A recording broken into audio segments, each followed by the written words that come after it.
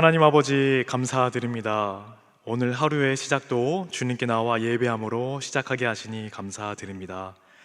예배 가운데 말씀하시는 하나님의 음성을 듣고 그 음성에 민감하게 반응하며 말씀 따라 살아가는 성도들 되게 하여 주옵소서. 오늘은 주일입니다. 그리고 주님께서 부활하신 부활절입니다. 주님의 부활을 기뻐하며 그 기쁜 소식을 온 세상에 전하는 자들 되게 하여 주옵소서. 주시는 말씀으로 하루 또 한 주를 살아갈 수 있는 큰 힘을 얻게 하여 주옵시고 주님과 함께 승리하는 백성 되게 하여 주옵소서. 감사드리며 예수님의 이름으로 기도드립니다. 아멘. 찬송가 160장 함께 찬양 드리시겠습니다.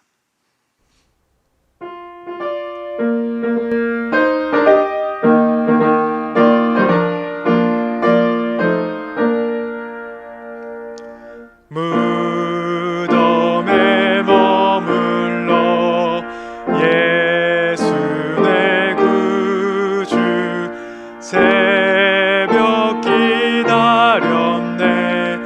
예수 내 주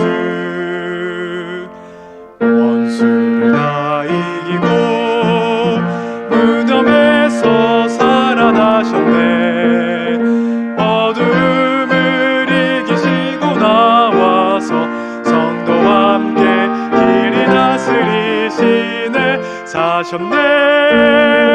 사셨네 예수 다시 사셨네.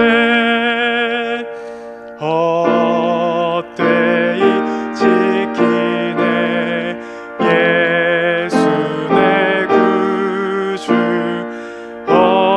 헛되이 봉하네 예수 내 주. 원수를 다 이기고 무덤에서 살아나셨네. 어둠을 이기시고 나와서 성도와 함께 길이 다스리시네. 사셨네 예수 다시 사셨네.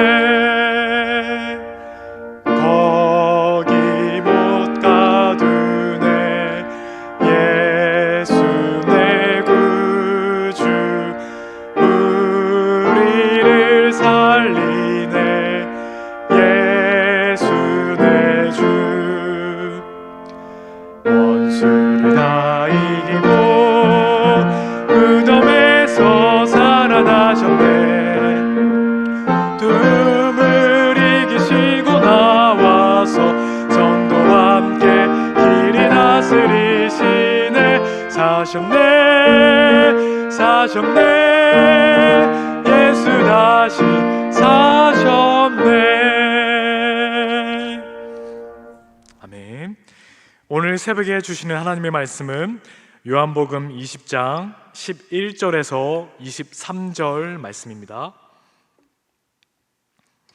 요한복음 20장 11절에서 23절 말씀. 생명의 삶은 104면 105면에 있습니다. 이제 하나님의 말씀을 봉독하겠습니다.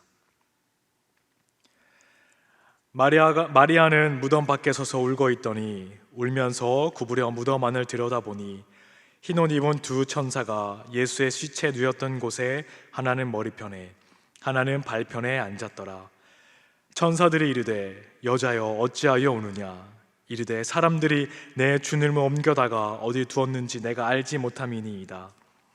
이 말을 하고 뒤로 돌이켜 예수께서 서 계신 것을 보았으나 예수이신 줄은 알지 못하더라. 예수께서 이르시되 여자여 어찌하여 울며 누구를 찾느냐 하시니 마리아는 그가 동산지기인 줄 알고 이르되 주여 당신이 옮겼거든 어디 두었는지 내게 이르소서. 그리하면 내가 가져가리이다. 예수께서 마리아야 하시거늘 마리아가 돌이켜 히브리 말로 라보니 하니 이는 선생님이라는 말이라. 예수께서 이르시되 나를 붙들지 말라. 내가 아직 아버지께로 올라가지 아니하였노라. 너는 내 형제들에게 가서 이르되 내가 내 아버지 곧 너희 아버지 내 하나님 곧 너희 하나님께로 올라간다 하라 하시니 막달라 마리아가 가서 제자들에게 내가 주를 보았다 하고 또 주께서 자기에게 이렇게 말씀하셨다 이르니라. 이 날 곧 안식 후 첫날 저녁 때에 제자들이 유대인들을 두려워하여 모인 곳에 문들을 닫았더니 예수께서 오사 가운데 서서 이르시되 너희에게 평강이 있을지어다. 이 말씀을 하시고 손과 옆구리를 보이시니 제자들이 주를 보고 기뻐하더라. 예수께서 또 이르시되 너희에게 평강이 있을지어다. 아버지께서 나를 보내신 것 같이 나도 너희를 보내노라. 이 말씀을 하시고 그들을 향하여 숨을 내쉬며 이르시되 성령을 받으라. 너희가 누구의 죄든지 사하면 사하여질 것이요 누구의 죄든지 그대로 두면 그대로 있으리라 하시니라. 아멘. 이 말씀은 살아계신 하나님의 말씀입니다. 오늘 새벽에 나오신 여러분에게 하나님의 귀한 은혜가 함께 하시기를 소망합니다. 사람은 한 번 태어나면 언젠가는 반드시 죽게 마련입니다. 그리고 죽게 되면 죽은 사람의 무덤을 만들고 그 죽은 사람을 우리는 기리고 있습니다. 요즘은 무덤을 만들기보다는 화장을 하거나 또 수목장을 하는 편이지만 우리의 부모님 세대 혹은 또 그 이전 세대만 보더라도 묘지를 만들고 또 이제 장례를 치루었습니다. 아무리 유명한 종교의 지도자라고 하더라도 그 사람은 반드시 무덤이 있습니다. 죽음을 맞이했다라는 의미입니다. 아니, 모든 사람에게는 무덤이 있습니다. 무덤이 없는 사람은 없습니다. 왜냐하면 모든 사람은 죽기 때문입니다. 그런데 우리 예수님께서는 무덤이 없으십니다. 왜냐하면 예수님께서는 죽으셨다가 다시 살아나신 분이시기 때문입니다. 죽음을 이기신 분이십니다. 우리는 이것을 부활이라고 부릅니다. 오늘 우리 주님께서 부활하셨습니다. 그런데 여러분, 예수님께서 부활하셨다는 이 사실이 정말 잘 믿기십니까? 혹시 여러분 사람이 죽었다가 살아난 사람을 보신 적이 있으십니까? 사람이 죽었다가 살아난 적은 한 번도 없습니다. 아니, 목사님, 나사로 있잖아요. 나사로 죽었다가 살아나지 않았습니까? 예, 맞습니다. 나사로도 죽었다가 다시 살아났지만 다시 나사로는 죽음을 맞이하게 됩니다. 그렇게 이 부활이라는 사건은 실로 엄청난 일입니다. 어느 누구도 볼 수 없고 경험할 수 없고 정말 듣도 보도 못한 사건이 바로 이 부활이라는 사건입니다. 한 번 죽으시고 다시 사신 분은 우리 주님밖에 없습니다. 믿으십니까? 오늘 본문은 마리아가 예수님을 만나는 장면입니다. 이 마리아는 오늘 1절에 나오는 막달라 마리아입니다. 본문 앞에 장면을 보시면 함께 있던 베드로와 요한은 무덤에 예수님이 없는 것을 보고 다시 돌아간 상태입니다. 그리고 이어지는 본문이 바로 오늘의 말씀입니다. 이 말씀을 찬찬히 살펴보면 중요한 수가 나오는데요, 바로 2라는 수입니다. 앞서 보시면 베드로와 요한이라는 두 명의 제자가 나옵니다. 밖에서 무덤 안을 들여다 본 사람은 막달라 마리아와 요한입니다. 또 둘이죠. 그리고 흰 옷을 입은 사람도 두 사람이 나옵니다. 제자의 수가 둘, 무덤 안을 들여다 본 사람도 둘, 흰 옷을 입은 천사도 둘. 이 2라는 숫자가 이렇게 강조가 되고 있습니다. 그렇다면 무엇을 강조하기 위해서 이렇게 2라는 숫자를 강조하느냐? 이것은 부활의 증인이 한 명이 아니라 얼마든지 있음을 강조하는 바로 그러한 수라고 우리는 생각해 볼 수 있습니다. 부활이라는 것이 가상이나 거짓이 아닌 바로 실제라는 말입니다. 막달라 마리아도 처음에는 예수님의 부활을 믿지 못하고 13절의 말씀처럼 사람들이 어디에다가 옮겨 두었다라고 생각을 했습니다.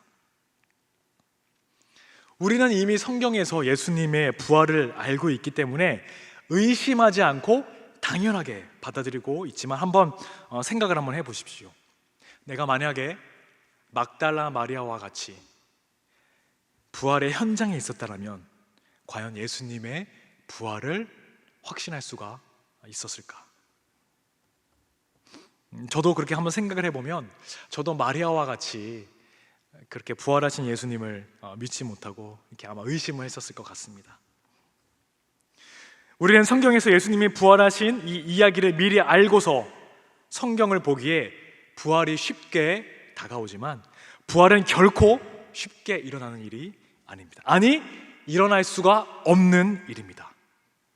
사람이 죽었다가 살아나는 있을 수 없는 일이죠. 당시 사람들에게 부활이란, 제자들에게 부활이란 예수님으로부터 듣기는 들었지만 상상을 하지는 못할 일이었습니다.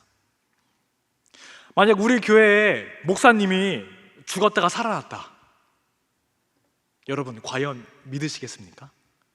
아니, 아마 목사님이 아니더라도 주변의 지인 중에 죽었다가 살아난 사람이 있으면 과연 우리가 믿을 수 있겠냐는 말입니다.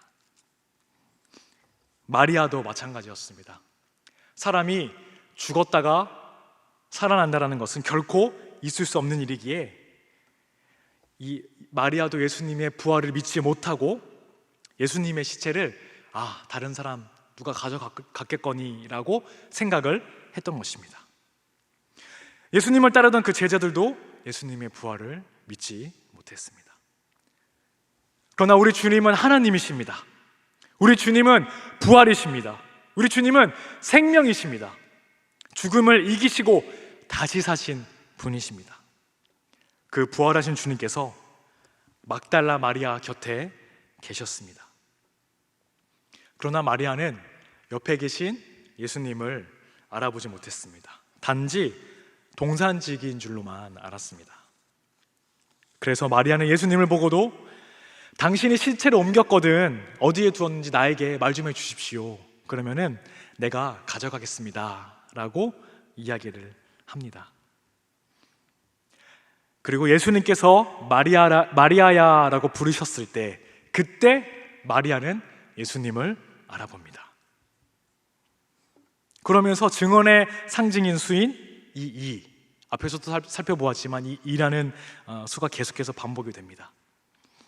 마리아는 예수님이 동산지기인 줄로 착각한 상태에서 한 번, 그리고 예수님이신 줄을 깨달은 상태에서 또 한 번 예수님을 만납니다.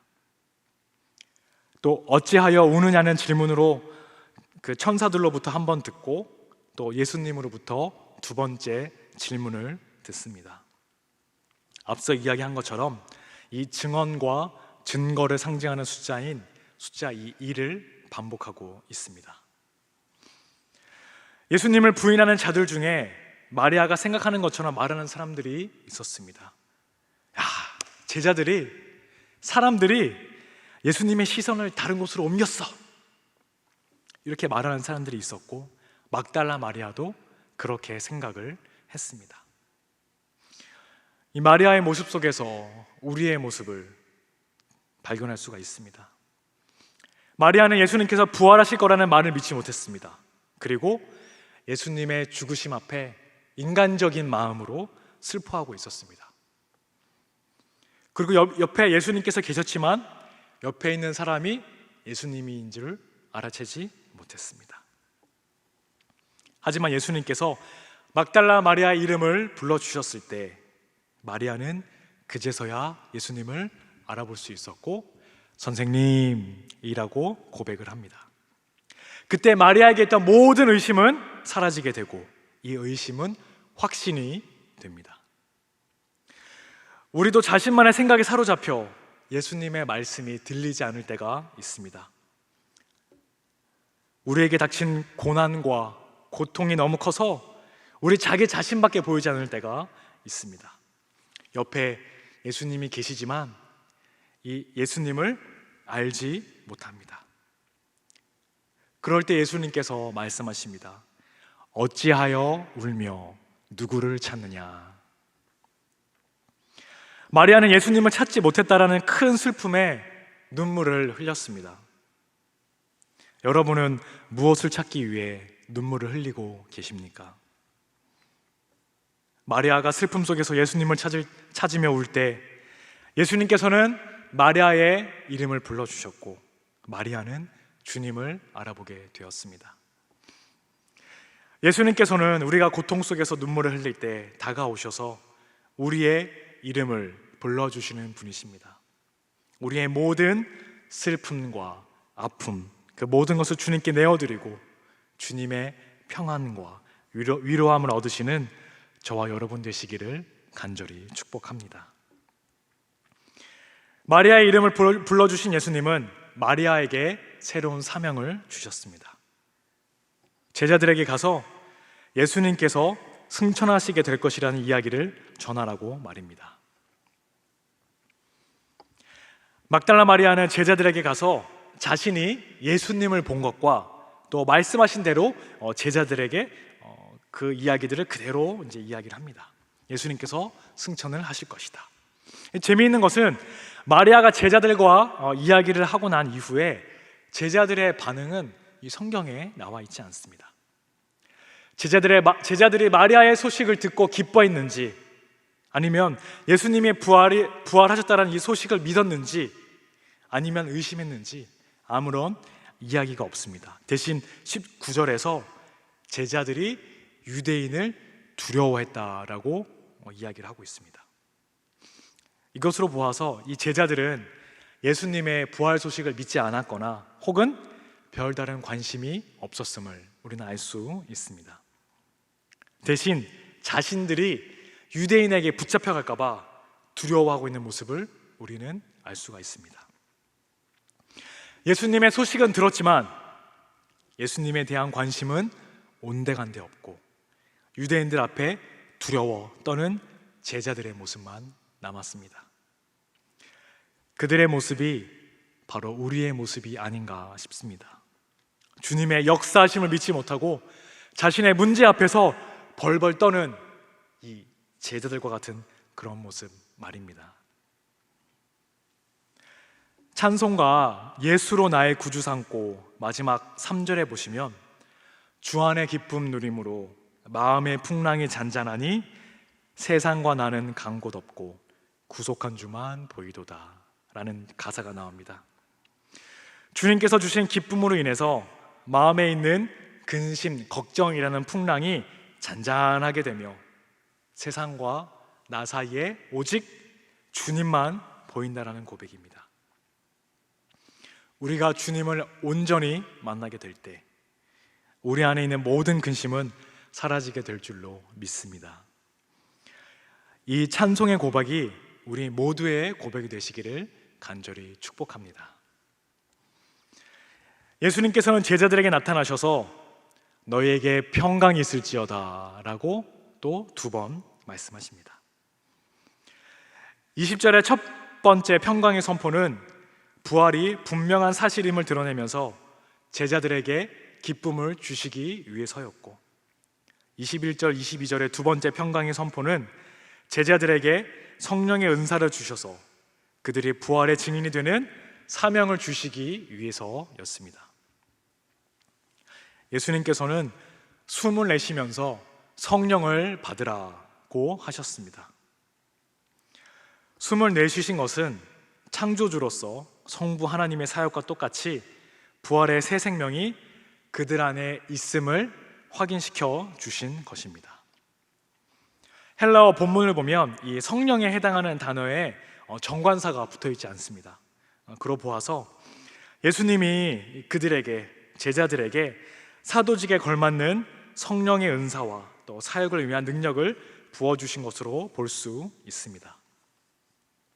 더불어 23절을 보시면 부활의 증인이 된 제자들에게 죄를 사하거나 그대로 둘 권세, 즉 죄의 용서가 그들에게 달려 있음을 알려주셨습니다.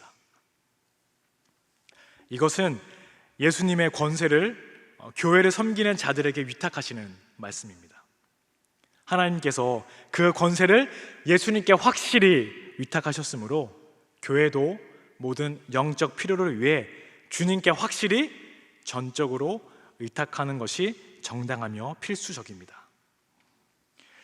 부활의 소식은 예수님의 제자인 우리들에게 맡겨졌습니다. 우리가 힘을 다해 복음을 전하면 많은 사람들이 복음을 듣고 구원을 받게 될 것이고, 반대로 그렇지 않으면 사람들은 죽음의 길로 가게 될 것입니다.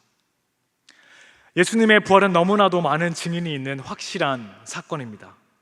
이제 부활의 증인인 우리는 세상을 구원하는 자로서의 사명을 부여받았습니다.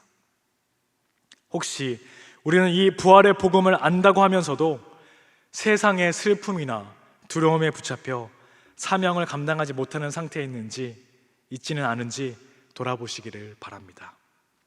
이 부활의 아침, 놀라운 특권을 가진 자답게 힘차게 일어나 주님을 높이시는 저와 여러분 되시기를 간절히 소망합니다. 기도하겠습니다. 사랑의 하나님, 감사드립니다. 오늘은 주님께서 부활하신 은혜의 날입니다. 우리 주님께서 부활하심으로 말미암아 우리는 새 생명을 얻게 되었습니다. 우리는 부활의 증인입니다. 부활의 기쁨을 날마다 누리는 성도 되게 하여 주시고, 특별히 주님께서 주신 복음을 온 세상에 전하는 사명을 잘 감당하는 주의 백성 되게 하여 주시옵소서. 올해는 우리 교회가 60주년을 맞이하는 해입니다. 60주년을 기념하는, 또 기념하여 진행되는 모든 사역들 가운데 주님께서 함께하여 주시옵소서. 오늘 감사의 마음으로 귀한 예물 하나님께 드립니다. 어려운 시기이지만 주님께서 주신 것이기에 다시 주님께 드립니다. 우리의 예물을 받아주시고 하늘의 복으로 채워 주옵소서. 이 예물을 통해 하나님의 귀한 사역에 사용되길 원합니다. 고은 원로 목사님 건강 지켜주시고 이 시대에 귀하게 쓰임받는 주의 사자로 세워주옵시며, 허영환 담임 목사님 안산제일교회를 말씀으로 든든히 세워가시도록 인도하여 주시고, 교회의 총회 섬김을 잘 감당하도록 인도하여 주시옵소서. 무엇보다 이웃의 아픔과 도시의 필요에 민감히 반응하는 목회자 되게 하여 주옵소서. 오늘 하루를 주님께 의탁드리며 예수님의 이름으로 기도드립니다. 아멘. 하늘에 계신 우리 아버지, 아버지의 이름을 거룩하게 하시며 아버지의 나라가 오게 하시며 아버지의 뜻이 하늘에서와 같이 땅에서도 이루어지게 하소서. 오늘 우리에게 일용할 양식을 주시고 우리가 우리에게 잘못한 사람을 용서하여 준 것 같이 우리 죄를 용서하여 주시고 우리를 시험에 빠지지 않게 하시고 악에서 구하소서.